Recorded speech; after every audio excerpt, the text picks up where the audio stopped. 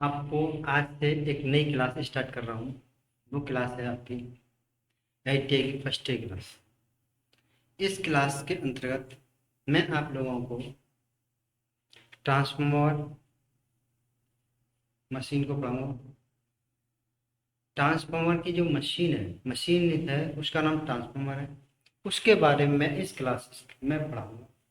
इस क्लास में और इससे आने वाली क्लास में भी जब तक पढ़ाऊंगा तब तक ट्रांसफॉर्मर के हर टॉपिक को क्लियर नहीं कर दूंगा। अतः आप लोगों से यही गुजारिश है कि आप ट्रांसफार्मर की क्लासेस रेगुलर देखते रहिए, जिससे उससे संबंधित जितने भी क्वेश्चन कंपटीशन में पूछे जाते हैं वो सभी अब आराम आराम से कम मेहनत से हल कर सकते हैं। जो भी स्टूडेंट इस फैमिली से जुड़ा है, किरण आईटीआई की फैमिली से जुड़ा है, वो सभी बच्चे या उस फैमिली के सभी मेंबर्स जो कंपटीशन की तैयारी कर रहे हो या आईटीआई में एडमिशन ले रहे हो या आईटीआई से संबंधित कोई भी कोर्स कर रहे हो, तो उस कोर्स के अंतर्गत एक इलेक्ट्रीशियन ट्रेड है।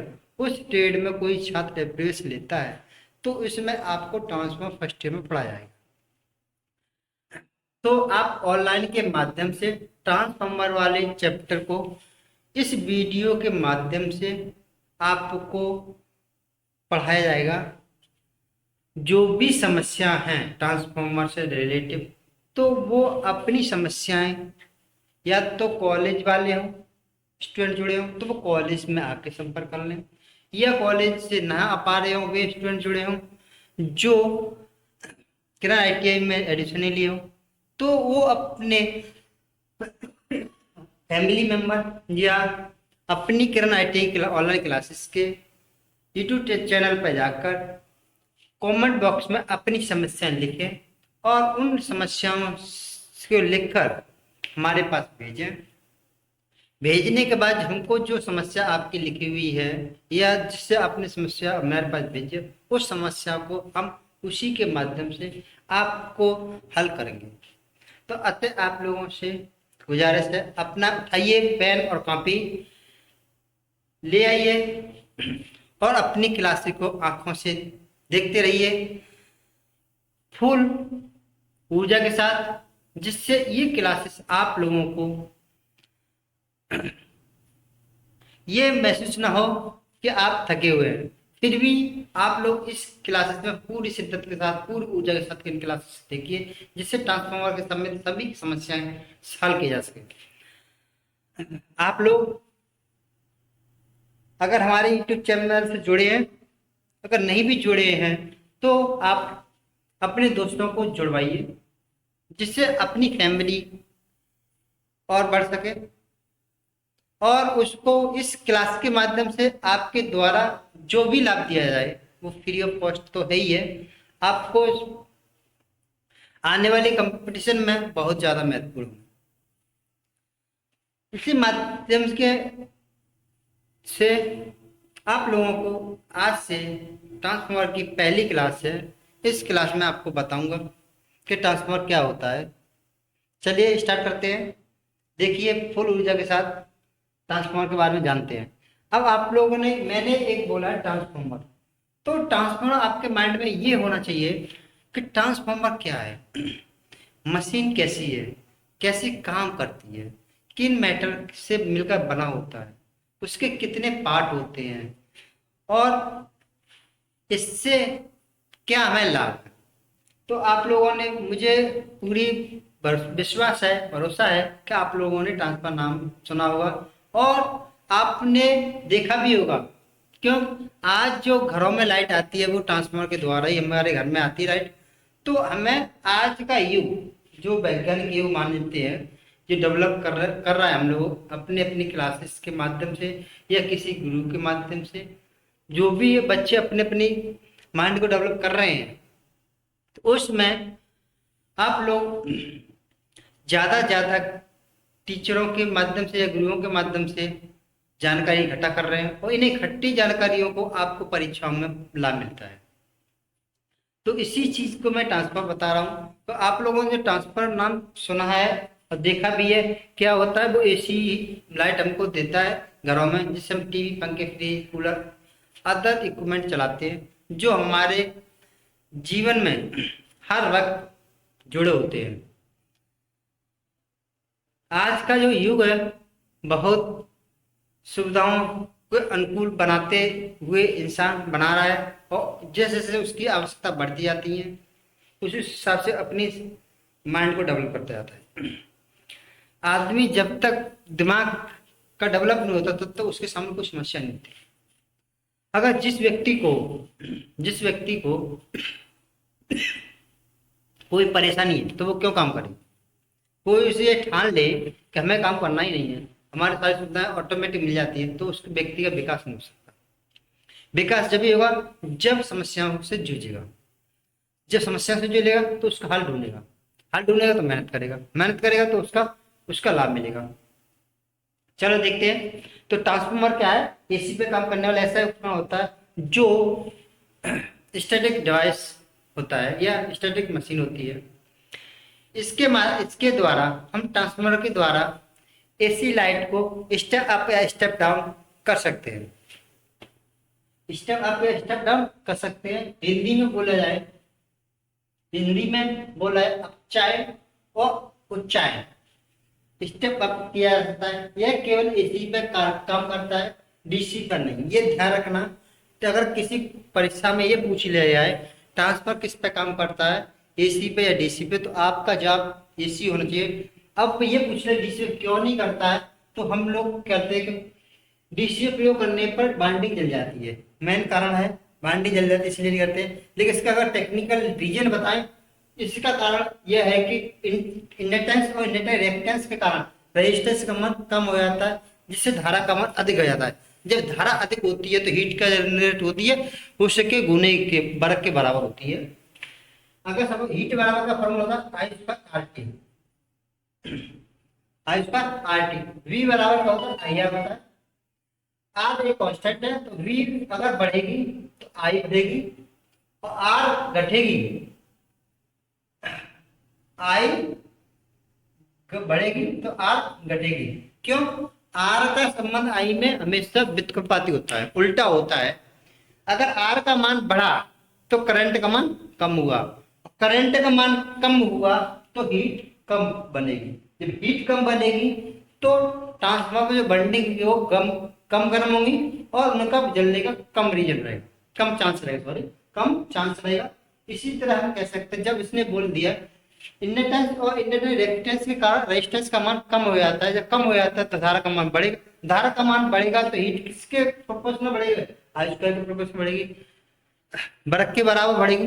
जब एक बढ़ रही तो एक, दो बढ़ेगी तो चार, तो तीन बढ़ेगी तो नौ, नौ बढ़ेगी तो 81 गुना हो जाएगी। इस तरह से इसका हीट गुणा में बढ़ेगी, वर्ग में बढ़ेगी, तो इसीलिए आपका रेजिस्टेंस कम हो जाता है। इसके इंडक्टेंस इंडक्टर रिएक्टेंस के कारण रेजिस्टेंस का मान कम हो जाता है। इसीलिए हम हमेशा डीसी पे प्रयोग नहीं करते हैं ट्रांसफार्मर को। कहाँ पे प्रयोग करते हैं? एसी पे प्रयोग करते हैं। कहाँ पे प्रयोग करते हैं? एसी पे प्रयोग किया जाता है। ठीक है। अब ट्रांसफार्मर हमारे दो वाइंडिंग होती है, प्राइमरी और सेकेंडरी वाइंडिंग। ठीक है। अब कहते आपको बताते हैं हम ट्रांसफार्मर का कार्य सिद्धांत क्या है। Principle working principle of transformer, working principle of transformer. Transformer अननोन प्रेरण के सिद्धांत का काम करता है। अननोन प्रेरण के सिद्धांत में, इसे इंग्लिश में बोलते हैं म्यूचुअल इंडक्टेंस बोलते हैं, म्यूचुअल इंडक्टेंस बोलते हैं। ठीक है।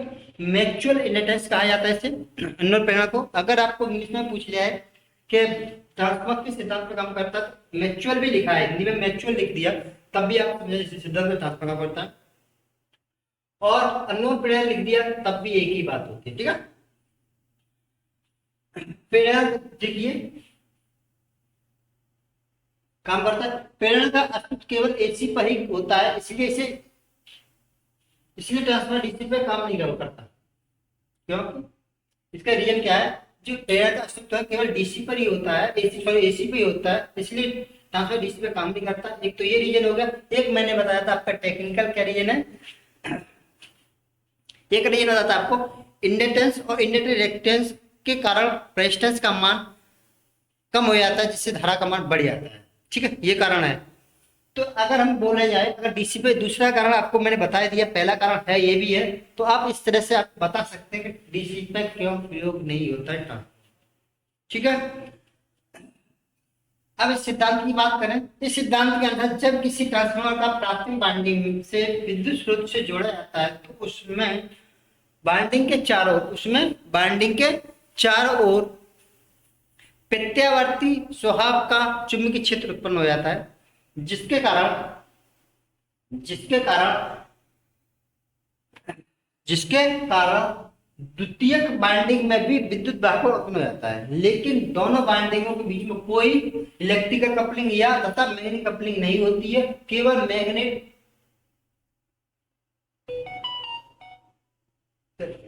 केवल मैग्नेटिक कपलिंग होती है। ठीक है,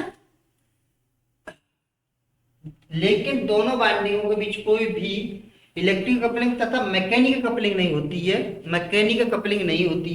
केवल होती है कपलिंग, तो होती है मैग्नेटिक कपलिंग होती है। कौन सी होती है? मैग्नेटिक कपलिंग होती है। कौन सी कपलिंग होती है? मैग्नेटिक कपलिंग होती है।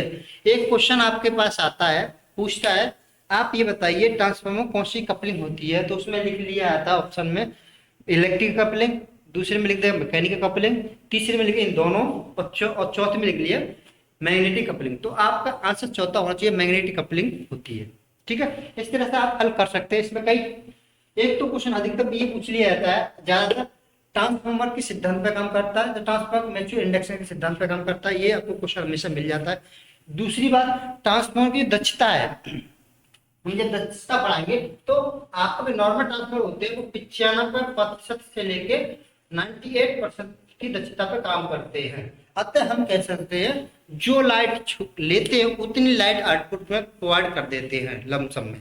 तो हम कहते हैं 98 मतलब 18% तक लेते हैं, तो इसकी जो कमी हुई, जो खाने जो एनर्जी कंज्यूम की, वो कम से कम होता है, मतलब इसमें हानियां कम से कम होती हैं ट्रांसफॉर्मर। क्योंकि इसका रीजन क्या है कि स्टैटिक डिवाइस है, इसके कोई भी पार्ट मूवेबल नहीं होते हैं, यही रीजन इसका होता है ट्रांसफॉर्मर, इसलिए इसकी दक्षता अधिक होती है। क्या होती है? इसकी दक्षता अधिक होती है, इसकी दक्षता कितनी अधिक होती है। आप लोग समझ चुके हैं कि ट्रांसफार्मर क्या होता है, ट्रांसफार्मर का सिद्धांत आप लोग जान चुके होंगे, ये मैं आप पे आशा करता हूं, और मुझे पूरा विश्वास है आप समझ चुके होंगे। चलिए, ट्रांसफार्मर की संरचना कैसी होती है, ट्रांसफार्मर किस तरह का बना हुआ होता है। आप लोग पेन कॉपी लेके बैठिए क्लास में ऑनलाइन, जब भी हम मेरी वीडियो देख रहे होंगे तब, तो जिससे आपको कोई भी मैं अगर एक्स्ट्रा बोलता हूँ तो वो ज्यादातर टॉपिक के रिलेटेड तो है ही है, वो परीक्षाओं के दृष्टि से बहुत महत्वपूर्ण होते हैं, क्यों वे क्वेश्चन परीक्षा में अक्सर पूछे जाते हैं। इसलिए मैं आप लोगों से कहता हूँ कि आप लोग जब भी मेरी वीडियो देख रहे होंगे तो उस समय आप अपनी पेन कॉपी के साथ बैठिए, जिससे कोई भी टॉपिक आपको क्लियर होता है, जब कभी भी जरूरत हो तो उसे रिवाइज करने का भी काम करते हैं, सहायता मिल सकती है, रिवाइज भी कर सकते हैं उसके साथ अगर बना लेंगे नोट्स को। और ये कंपटीशन बहुत ज्यादा पूछे जाते हैं, मेरी क्लास के अधिकतर क्वेश्चन मिल जाते हैं।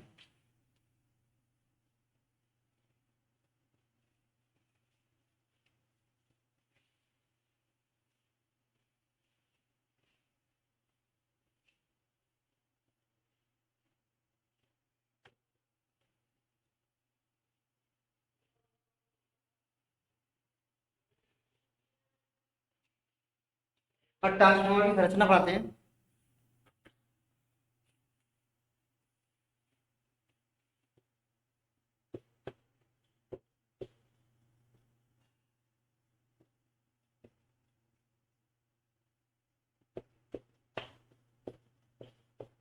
ठीक है, ट्रांसफॉर्मर की संरचना।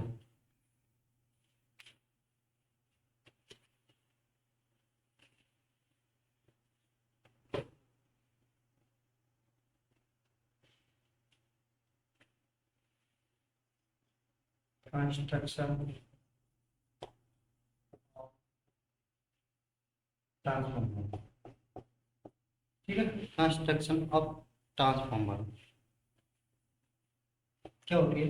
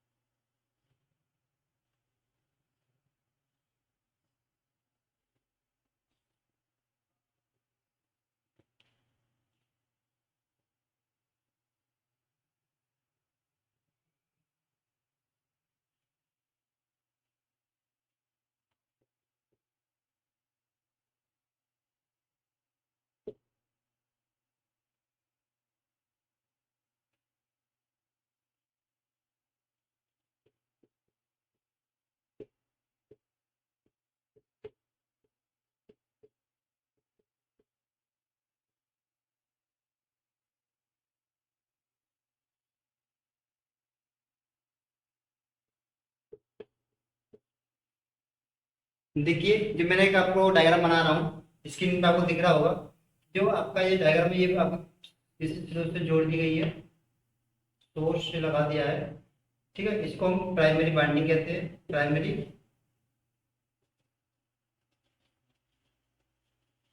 बाइंडिंग कहते हैं।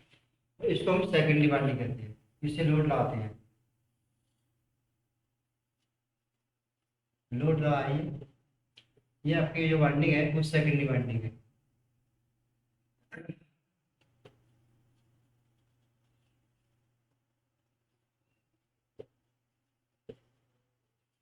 ठीक है, ये क्या आपकी सेकेंडरी बाइंडिंग है। ये आपकी नेमटेड कोर है,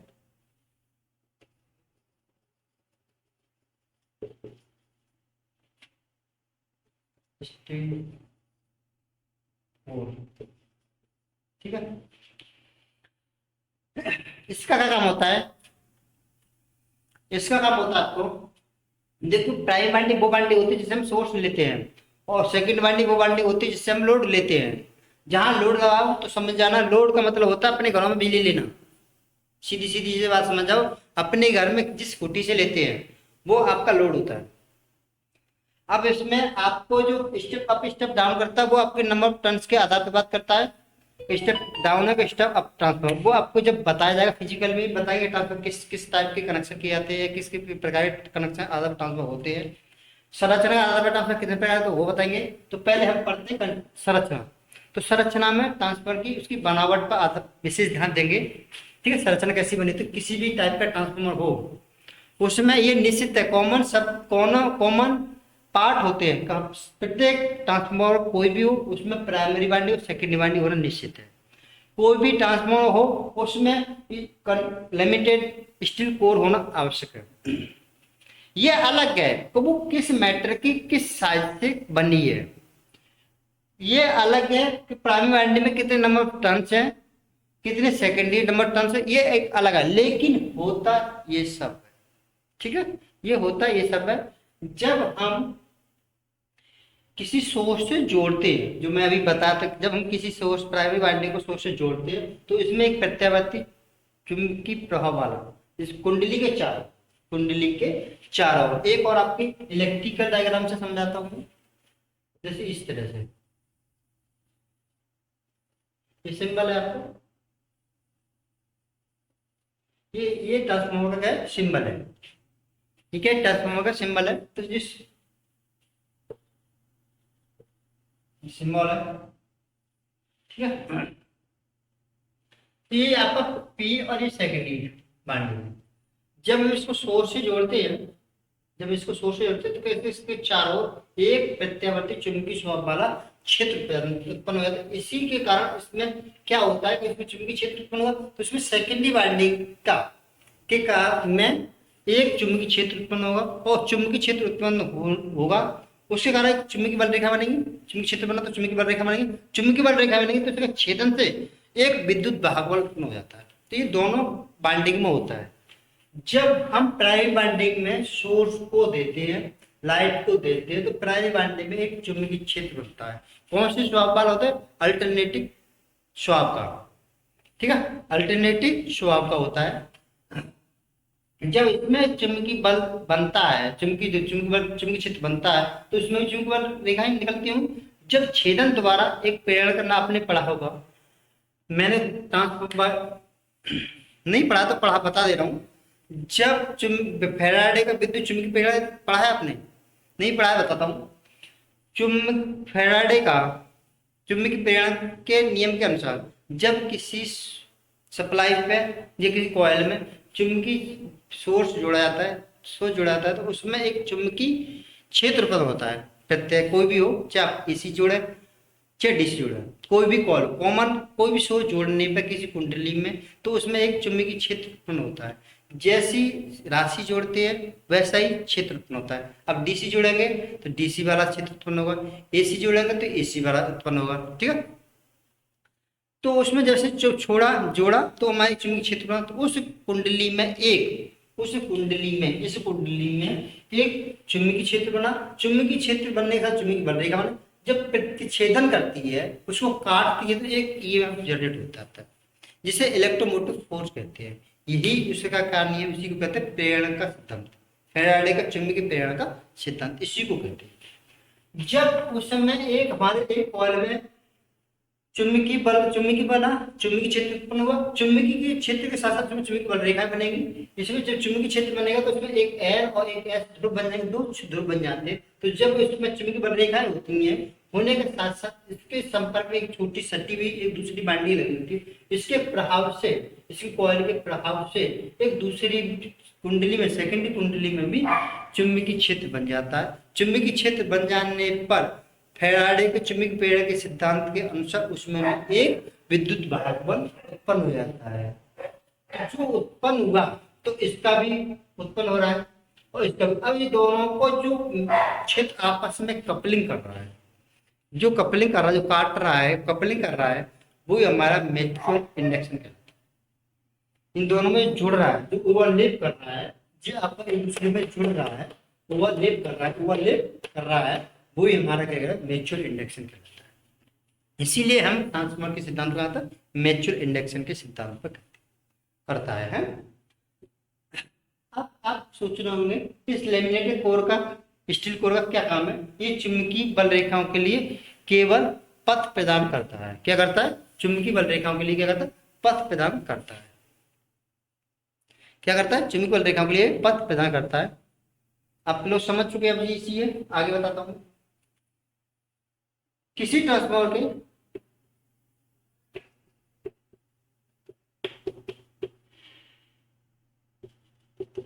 ट्रांसफार्मर के मुख्य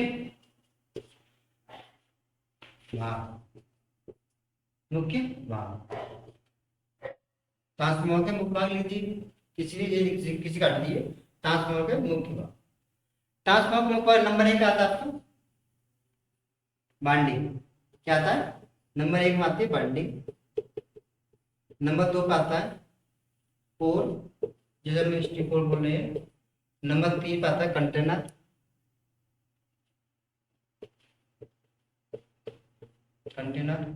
नंबर 4 पे आता है आपका कंटेनर। नंबर 4 पे आता है का टर्मिनल। देखिए टर्मिनल, तो ये टर्मिनल जिसको हम लोग देहाती भाषा में या किसी नाम से बोलते हैं, तो उसे बोलते हैं कुटिया भी कहते हैं, लोग बोल देते हैं, लेकिन टर्मिनल शब्द आता है। टेक्निकल लैंग्वेज में क्या बोलते हैं? टर्मिनल बोलते हैं। ठीक है, सिरा टर्मिनल। देखिए आपको मैंने ट्रांसफर हर एक में ये चीज होना अनिवार्य है, तो ये ट्रांसफर बना हुआ। अब इसके कुछ सहायक उपकरण, सहायक भाग भी होते हैं, तो उन भागों को बारी बारीक से बताएंगे। ठीक, पहले इनके बारे में जानते हैं। ठीक है, ये आपका क्या भाग होगा?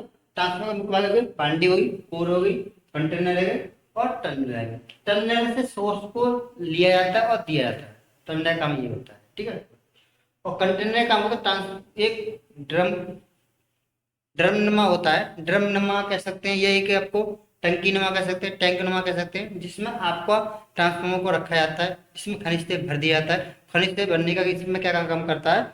ये जो ट्रांसफार्मर बना दिया जाता है, कोर को उसमें डुबो दिया जाता है, जिससे इनकी कोर को ठंडा करना और बाइंडिंग को ठंडे का काम कर देता है। ठीक है, और ये हमेशा बाहरी आघातों से बचाता है कंटेनर।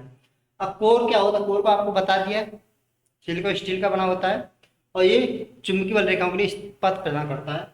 बाइंडिंग क्या होती है? प्राइमरी बाइंडिंग और सेकेंडरी बाइंडिंग। ठीक है, तो आज यही क्लास समाप्त करते हैं। अगली क्लास फिर यहीं से स्टार्ट करेंगे। Thanks for watching.